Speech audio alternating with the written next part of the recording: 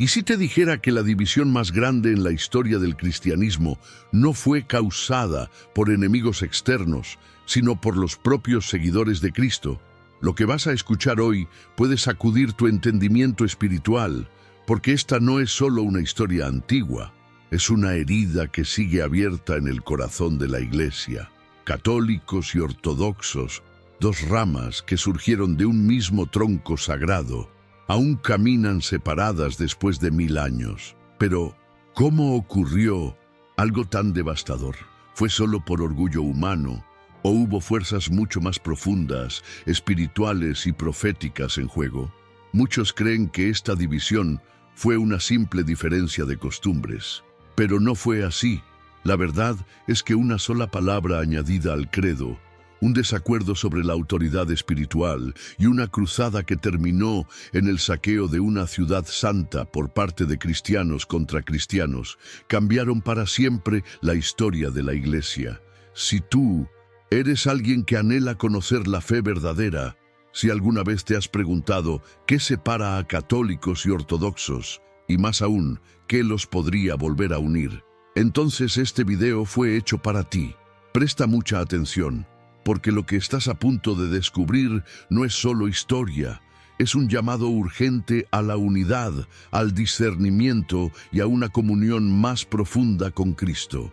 Aquí encontrarás respuestas que no se enseñan en las catequesis comunes, revelaciones que podrían fortalecer tu caminar espiritual e incluso transformar tu visión sobre el cuerpo de Cristo. Así que antes de seguir, haz una pausa, dale me gusta al video y suscríbete ahora mismo al canal. Muchas personas están viendo este contenido sin estar suscritas y eso puede hacerte perder videos que podrían ser cruciales para tu vida de fe. Y algo más, quiero conocerte. Dime en los comentarios desde qué país estás viendo este video. Me encantará saber desde qué parte del mundo estamos construyendo juntos esta comunidad de búsqueda espiritual y amor por la verdad. Imagina por un instante estar sentado bajo una higuera en el siglo I, escuchando a un discípulo que caminó con Jesús. No había templos grandiosos ni estructuras eclesiásticas complejas, pero había algo mucho más poderoso, una unidad espiritual tan fuerte que parecía que todos los creyentes respiraban el mismo aliento de fe. En aquellos tiempos, la Iglesia no era una institución dividida por tradiciones o doctrinas en conflicto, sino el cuerpo vivo de Cristo, guiado por el Espíritu Santo y sostenido por la enseñanza de los apóstoles.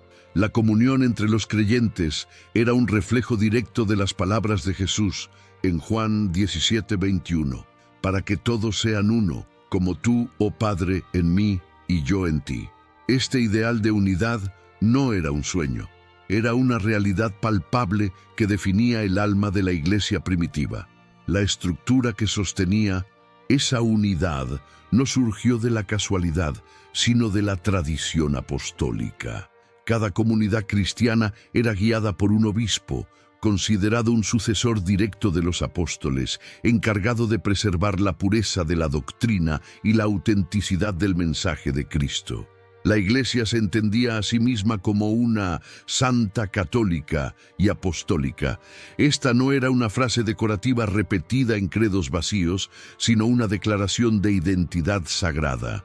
Los 5 grandes patriarcados, Roma, Constantinopla, Antioquía, Alejandría y Jerusalén, no eran centros rivales de poder, sino pilares de una misma verdad, cada uno reflejando una parte del gran mosaico divino que era la Iglesia de Dios en la tierra.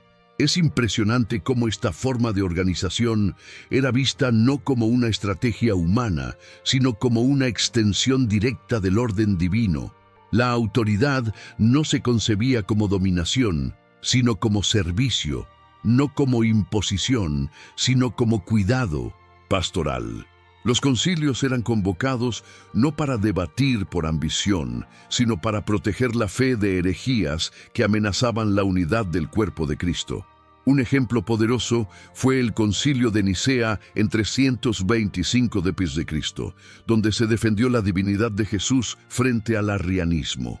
Aquel momento no fue solo un debate teológico, fue un acto de profundo amor por la verdad y por la salud espiritual de todos los creyentes.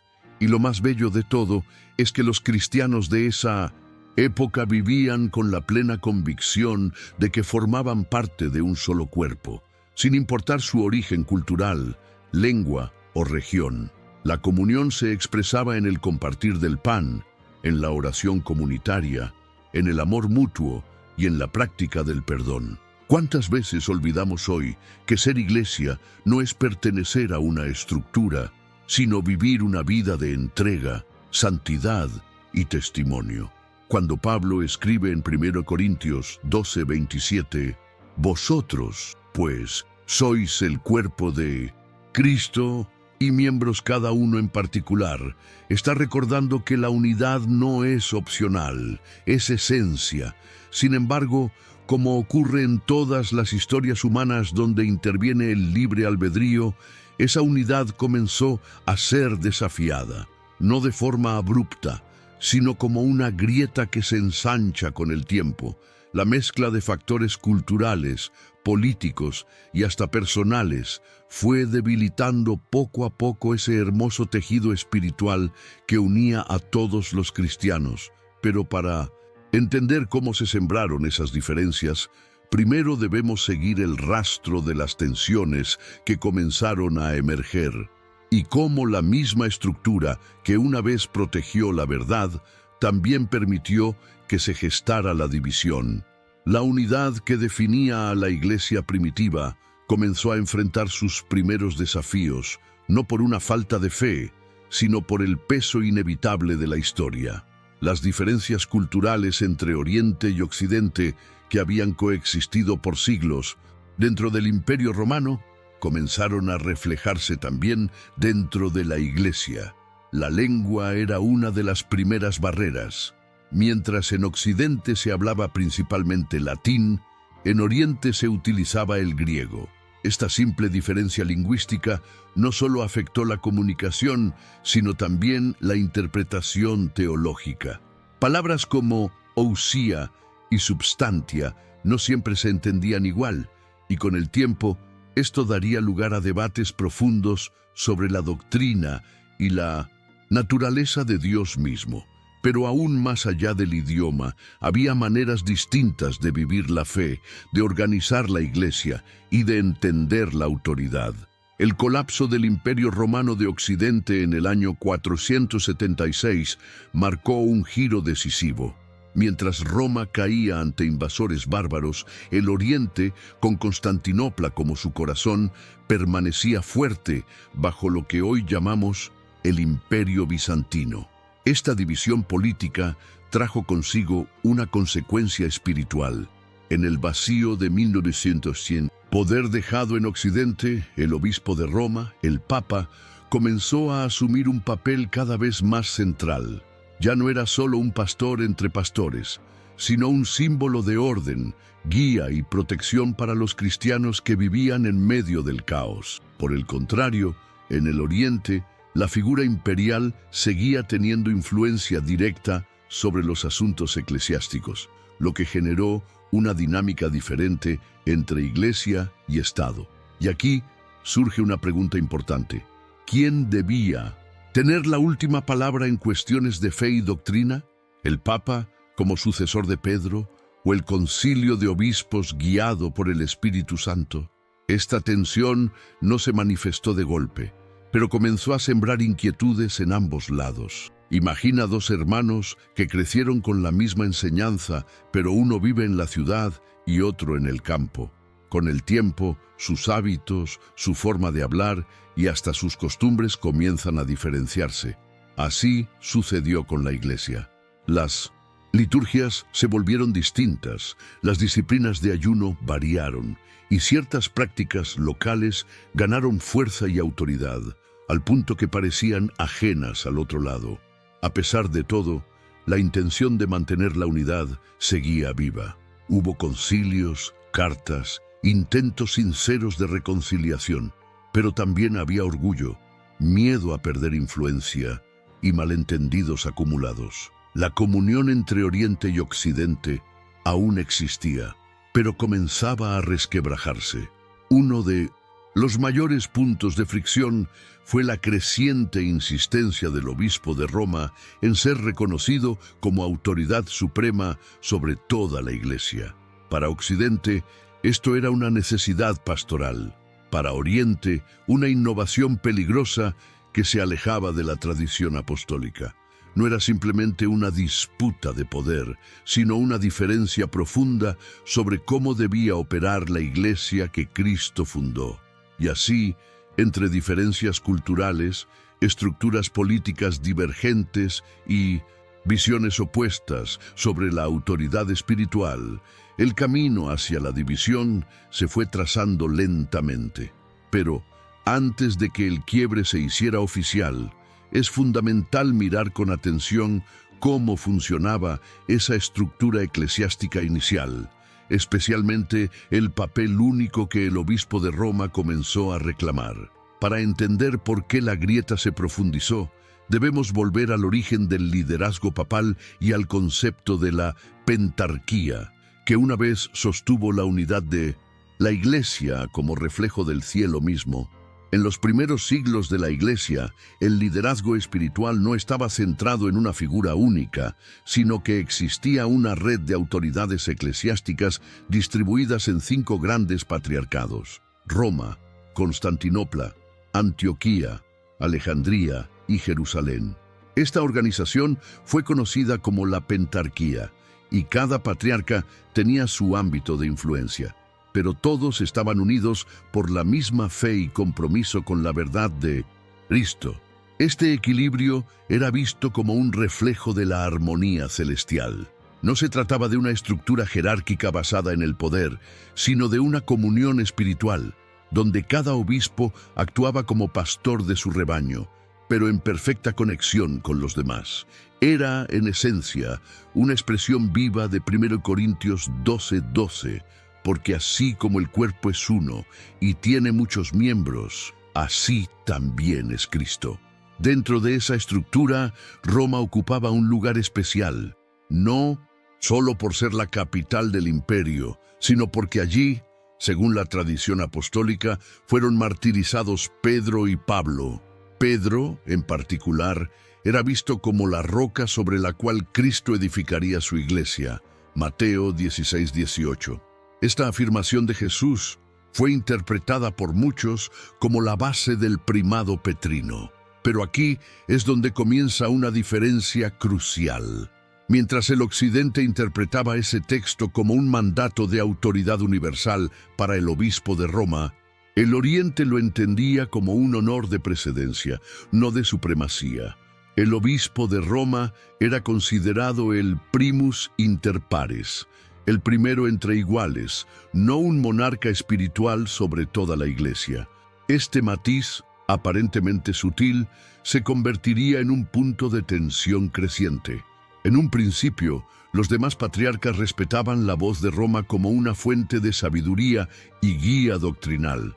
Se consultaba al Papa en momentos de crisis, se valoraba su discernimiento, pero con el tiempo, especialmente tras la caída del Imperio Romano de Occidente, ese respeto comenzó a transformarse en una reivindicación de autoridad superior.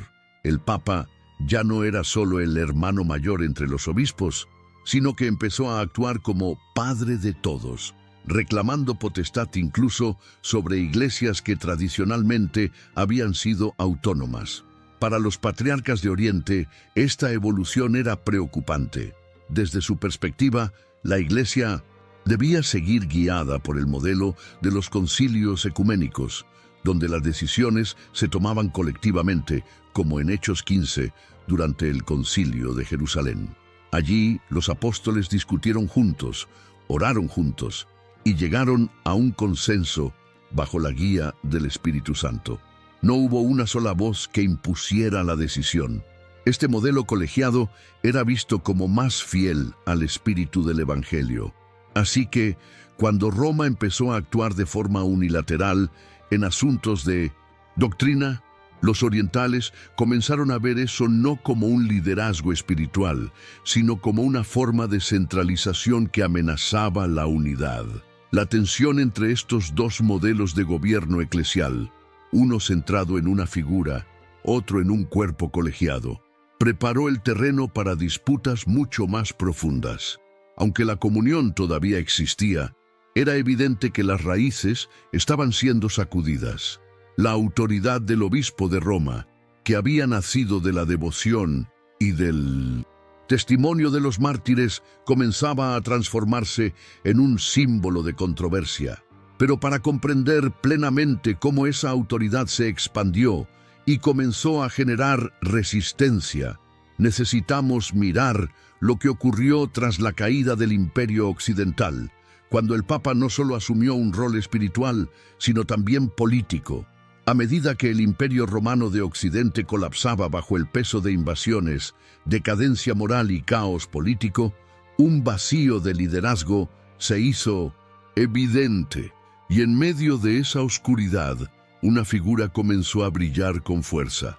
El Papa de Roma ya no era solo un líder espiritual, sino también un faro de estabilidad, una guía moral para una sociedad que se desmoronaba. Mientras los emperadores desaparecían y los reinos bárbaros fragmentaban el mapa, la Iglesia, con el Papa al frente, se convirtió en la única institución capaz de ofrecer orden, esperanza y dirección. Esta transformación no fue una conspiración, fue una necesidad histórica. Pero con ella, la autoridad espiritual del obispo de Roma comenzó a crecer más allá de sus límites originales, entretejiéndose con el poder político de una manera que cambiaría el curso de la cristiandad. En el Oriente, sin embargo, la historia era otra. El Imperio bizantino permanecía firme, con un emperador fuerte que aún consideraba su deber proteger y administrar los asuntos de la Iglesia. Esta simbiosis entre trono y altar dio lugar a una estructura donde el patriarca de Constantinopla mantenía influencia, pero subordinado a una autoridad imperial. Este equilibrio mantenía una visión más colegiada y sinodal de la Iglesia, fiel al modelo apostólico.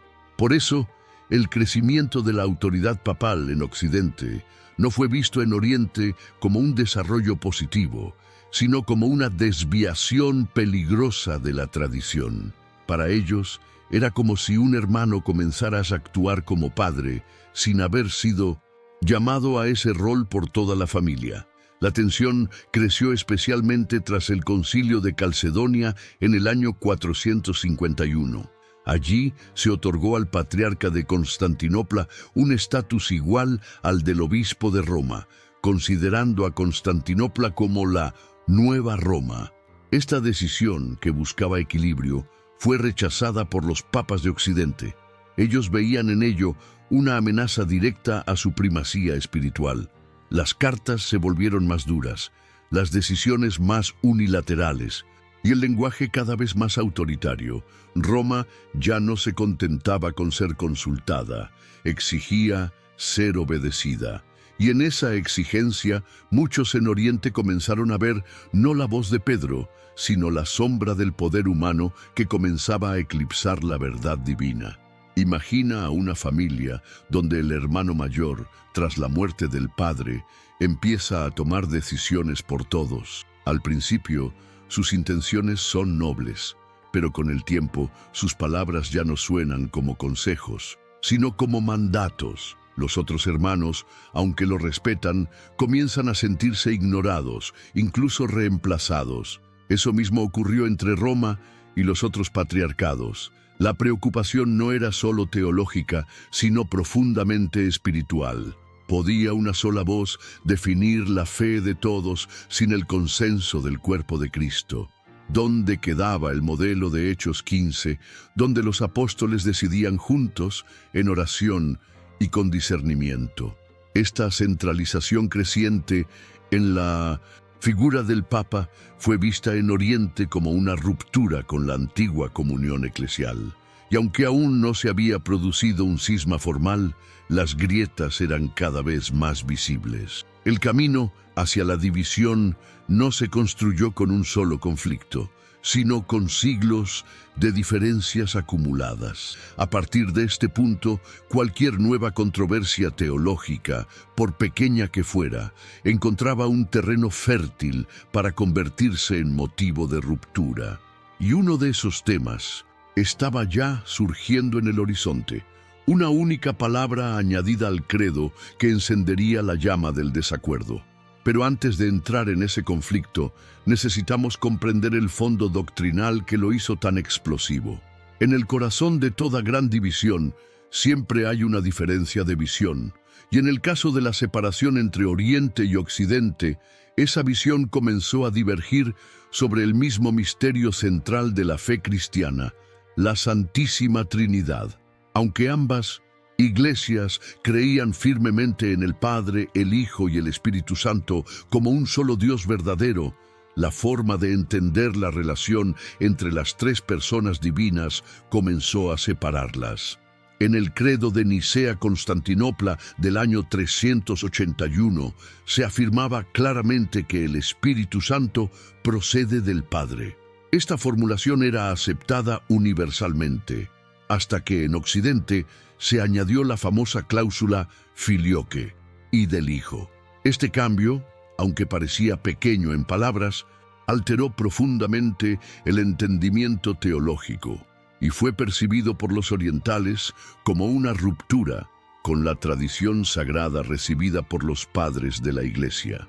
Para los cristianos orientales, afirmar que el Espíritu Santo procede también del Hijo era desequilibrar la relación trinitaria revelada en las Escrituras. Ellos sostenían que el Padre es la única fuente dentro de la Trinidad, la monarquía divina, y que tanto el Hijo como el Espíritu proceden de Él. Pero, de formas distintas, al introducir el filioque sin consenso, la Iglesia de Occidente no solo alteró la doctrina, sino que lo hizo de manera unilateral, lo que levantó una preocupación aún mayor. ¿Quién tiene la autoridad para definir la fe? Una sola sede puede cambiar lo que fue establecido por un concilio ecuménico. Esta no era simplemente una disputa semántica, sino un símbolo del creciente abismo entre dos formas de comprender la revelación y el gobierno de la Iglesia. Mientras tanto, la diferencia sobre cómo se toma la autoridad dentro de la Iglesia también se profundizaba.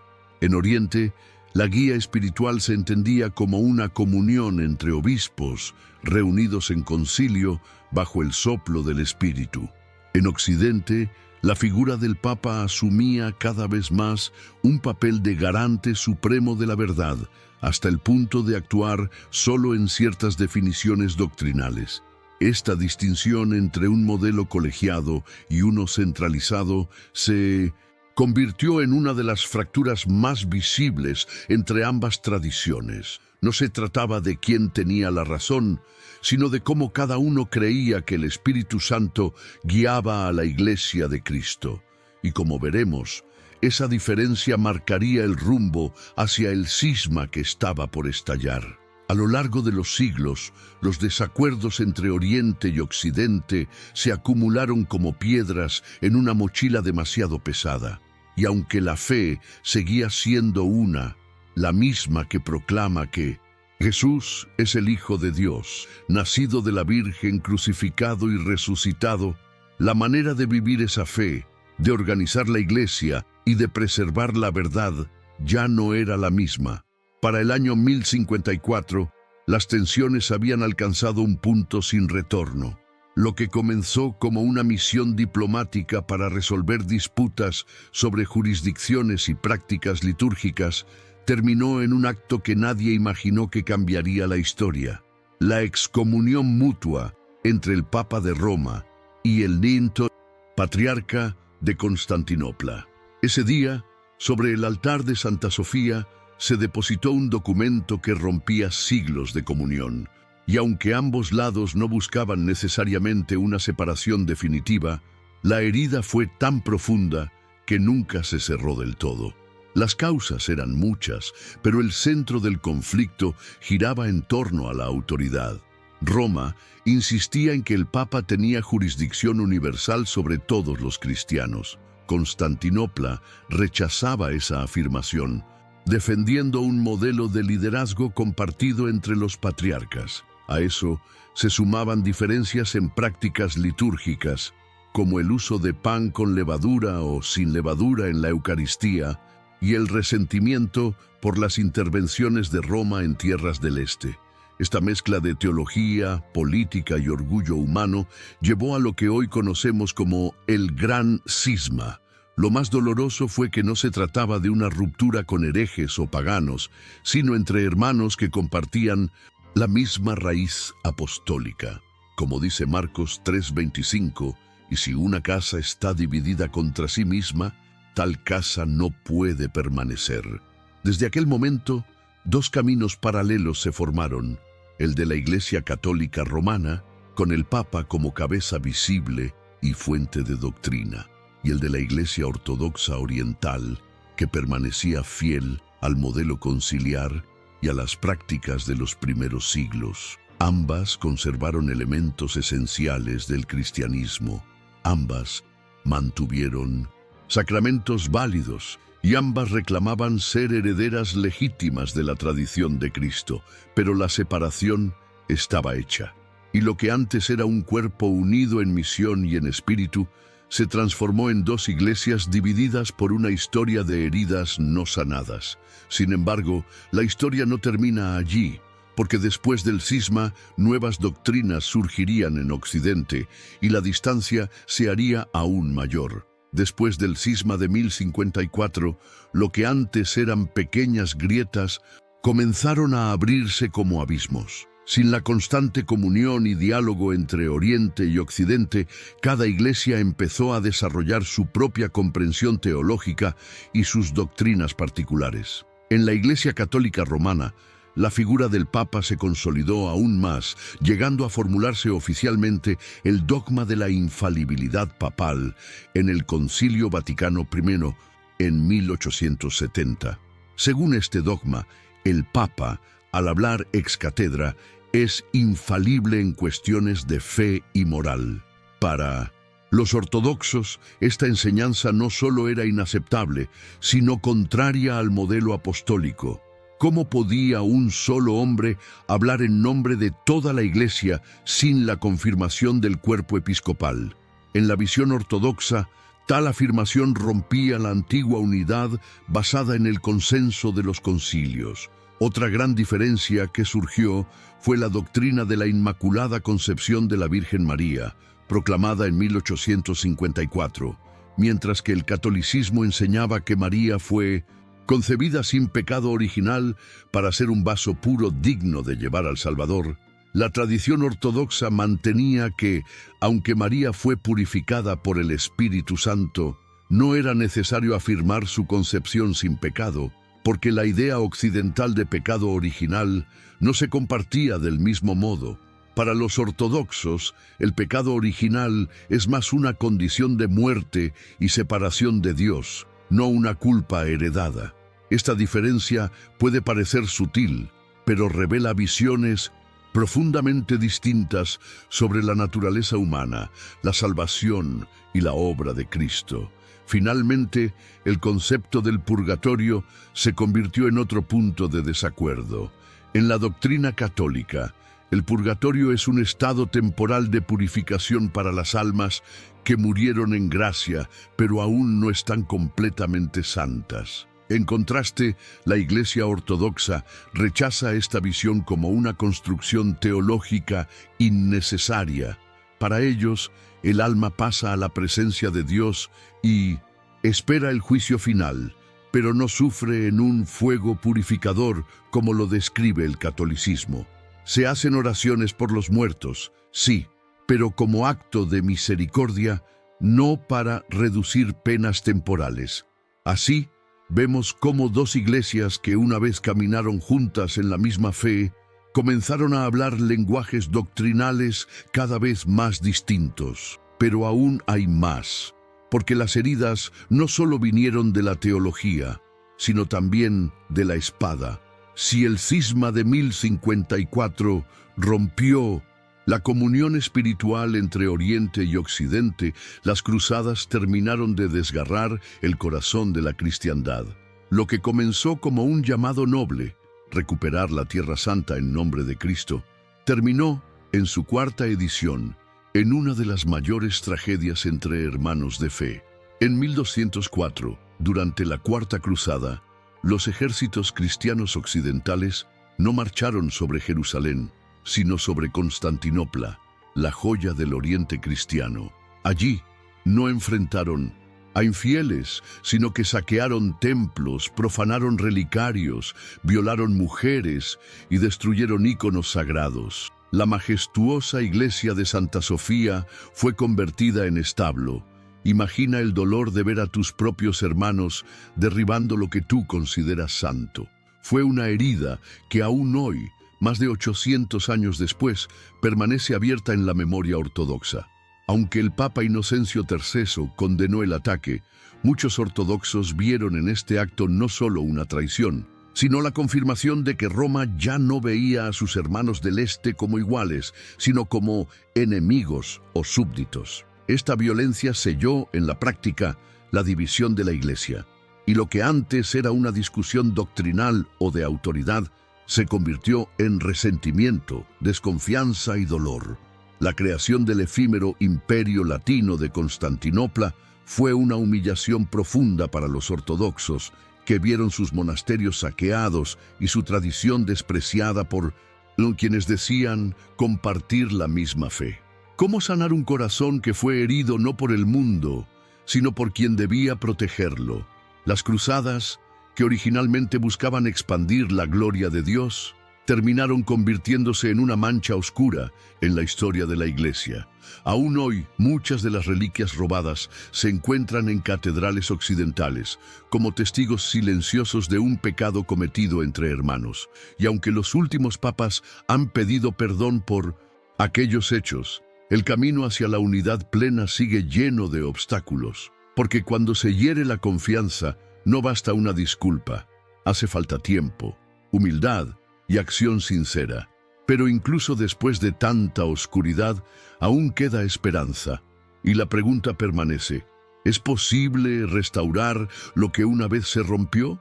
A pesar de siglos de separación, heridas profundas y caminos distintos, hoy en día las iglesias católica y ortodoxa han comenzado a caminar con pasos tímidos pero firmes hacia una posible reconciliación. No hablamos aquí de una unión formal, sino de un redescubrimiento de la comunión espiritual que alguna vez compartieron. Desde el histórico gesto de 1965, cuando el Papa Pablo VI y el patriarca Atenágoras levantaron las excomuniones mutuas del año 1054, el diálogo ha tomado un rumbo más fraterno. Ya no se trata solo de corregir errores pasados, sino de mirar hacia el futuro, preguntándose juntos, ¿cómo podemos restaurar la unidad en Cristo sin traicionar nuestra fe ni nuestra tradición? La respuesta no es fácil, pero el hecho de que se hagan estas preguntas ya es un acto de gracia. A lo largo de los últimos pontificados, Juan Pablo II, Benedicto XVI y ahora Francisco, se ha visto una apertura genuina al diálogo con los patriarcas ortodoxos. Se han celebrado encuentros, oraciones comunes, y se ha reconocido mutuamente la validez de los sacramentos, especialmente la Eucaristía y la ordenación sacerdotal. Este reconocimiento no es un detalle menor. Significa que, a pesar de las diferencias en doctrina y autoridad, ambas iglesias aún comparten una raíz sacramental que las une en el misterio del cuerpo de Cristo. Sin embargo, grandes obstáculos persisten. El más difícil de todos sigue siendo la figura del Papa. Para los ortodoxos, aceptar la autoridad universal del obispo de Roma sería renunciar a su modelo de iglesia conciliar, lo cual consideran una traición a la herencia de los padres. A esto se suman diferencias culturales, desconfianza histórica y tensiones políticas que aún hoy afectan el diálogo. En muchas regiones ortodoxas, especialmente bajo la influencia del nacionalismo religioso, el ecumenismo con Roma es visto con sospecha, como si fuera un caballo de Troya. Y en Occidente, muchos fieles aún no comprenden el valor de la espiritualidad oriental, con su liturgia rica, su misticismo y su fidelidad radical a la tradición. Pero a pesar de estos desafíos, algo ha cambiado. Hoy, más que nunca, hay un deseo sincero de caminar juntos. No se trata de uniformidad, sino de unidad en la diversidad, como enseñó Pablo en Efesios 4:3, esforzándoos por mantener la unidad del Espíritu en el vínculo de la paz. Y eso nos lleva a una pregunta profunda. Después de tantos siglos, ¿es realmente posible volver a ser uno? Después de recorrer esta historia sagrada marcada por la gloria, el conflicto y la esperanza, queda una pregunta que arde en el corazón. ¿Podrá la Iglesia, el cuerpo de Cristo, volver a ser una sola? Hemos visto cómo la unidad fue vivida con fuerza en los primeros siglos, cómo la tradición apostólica fue compartida como un tesoro común y cómo la ruptura surgió no de una sola herida, sino de muchas pequeñas fracturas que se ignoraron por demasiado tiempo. Pero también hemos visto señales de luz, porque a pesar de las diferencias, ambas iglesias siguen adorando al mismo Señor, profesando la misma fe trinitaria y participando de los mismos sacramentos esenciales. Y si aún compartimos el mismo pan espiritual, ¿acaso no hay esperanza de volver a sentarnos en la misma mesa? Hoy más que nunca, tú y yo, como creyentes, somos llamados a ser constructores de unidad. Tal vez no nos toque resolver concilios ni firmar documentos teológicos, pero sí podemos orar, dialogar con respeto y cultivar un espíritu de humildad, porque Jesús no pidió uniformidad, pidió unidad en el amor. Juan 17:21.